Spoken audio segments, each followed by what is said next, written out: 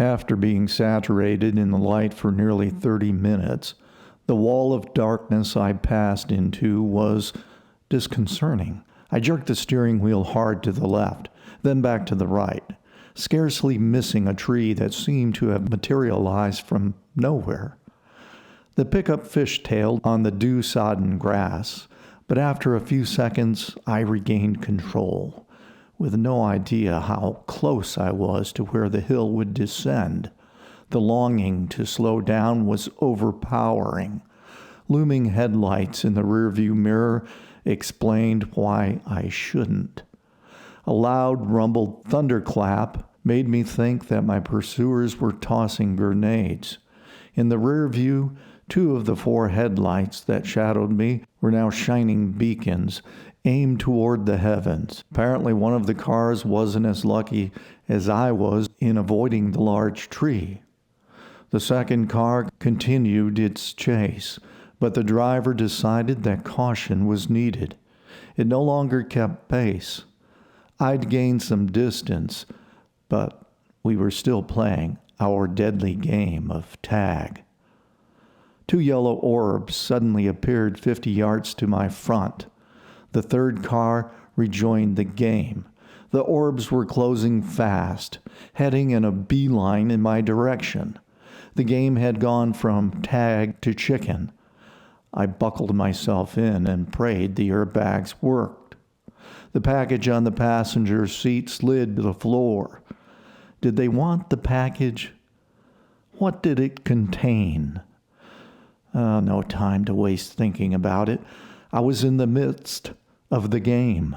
When we were yards apart, I decided that my opponent had every intention of winning. If I veered left, I would be heading back toward the mansion, where by now the man who had called me from the guard shack probably waited. If I turned around, I would then be playing chicken with the second car. The third option was to swerve right, dropping down the side of the hill, and possibly to my death. The latter wasn't the best performance. In the scale of bad ideas, one being the best and being the worst, I'd say it was a 20. Again, I found myself having little choice. That was until someone else created a new option. An automobile's high beams appeared out of the darkness, coming from the direction of the mansion. It must have been doing at least 80 miles per hour and showed no sign of slowing. The headlights of the new car, the pink Cadillac from the display room, had blinded the driver whom I played the dangerous game of chicken with. The Cadillac rammed the car in its side. For a split second, the 2 vehicles had merged into one. The car of the chicken man shredded itself from the caddy. It went to a sideways roll, trapping the driver. Parts detached from the vehicle as though trying to save themselves from what awaited. Fluid sprayed everywhere, painting the green grass and the landscape with black and brown lubricants. In my headlights, captured in full horrific detail, I watched a man's body fly out from a battered side window, only to be crushed under the car's weight. If he screamed, it went unheard, drowned by the crunching metal. Chicken Man's car disappeared. He had found the slope boundary and spun over the edge. The corpse's flattened body remained on top where the car had spit him out. The caddy was in trouble. He had been moving too fast. The driver lost control.